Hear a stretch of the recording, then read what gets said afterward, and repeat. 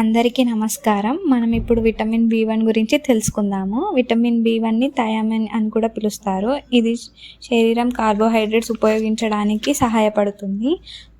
Vitamin బి1 లోపం వల్ల వచ్చే వ్యాధులు బెరిబెరి, ఇది పోషకాహార లోపం వ్యాధి. ఇవి 2 రకాలు ఉన్నాయి. వెట్ బెరిబెరి గుండె మరియు రక్త ప్రసరణ పనితీరుకు భంగం కలిగిస్తుంది. దాని లక్షణాలు హార్ట్ రేట్ పెరుగుతుంది, దిగువ కాలువాపు, శ్వాస తీసుకోవడంలో ఇబ్బంది, సరిగా నిద్ర పట్టకపోవడం. డ్రై బెరిబెరి నాడీ వ్యవస్థ యొక్క నరాల పనితీరుకు భంగం కలిగిస్తుంది. దాని లక్షణాలు వాంతులు అవ్వడం, గందరగోళాలు, నడవడంలో ఇబ్బంది, విచిత్రమైన కంటి కదలికలు, చేతులు మరియు కాళ్ళల్లో సంచలనాన్ని కోల్పోవడం, కండరాల పనితీరు కోల్పోవడం లేదా దిగువ అవయవాల పక్షవాతం. ఇతర లక్షణాలు ఆకలి తగ్గిపోతుంది, వేగంగా బరువు తగ్గడం, మానసిక ఆరోగ్యం దెబ్బతింటుంది, జ్ఞాపక శక్తి కోల్పోవడం.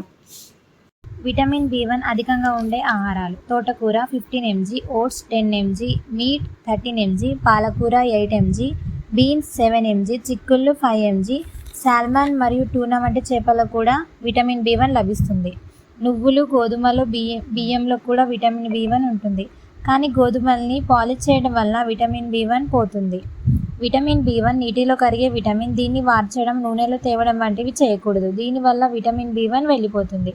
విటమిన్ బి1 రోజుకి ఎంత తీసుకోవాలో అది ఏజ్ మరియు జెండర్ పైన ఆధారపడి ఉంటుంది.